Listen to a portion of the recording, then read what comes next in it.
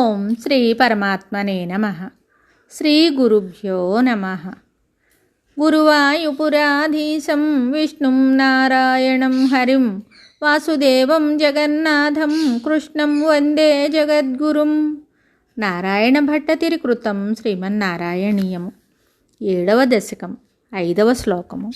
యస్మిన్నామ చతుర్భుజా హరిమణిశ్యామావదాతద్విషో నానాభూషణరత్నదీపితదిశో రాజద్విమానాలయాః భక్తిప్రాప్త తథా విధోన్నతపదా దివ్యంతి దివ్యా జనాః తత్ తే ధామ నిరస్త సర్వశమలం వైకుంఠరూపం జయేత్.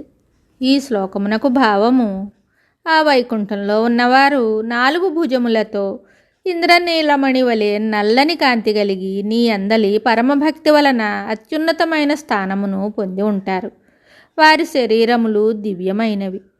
వారుండు భవనములు గొప్ప గొప్ప విమానములతో శిఖరములతో ప్రకాశించుచుండును. అచ్చట మలినమైన భావములకు ఏమాత్రము తావులేదు. అట్టి విశిష్ట స్థానమైన శ్రీవైకుంఠమునకు జయము. మరి ఒక శ్లోకంతో మళ్ళీ కలుద్దాం. శుభం.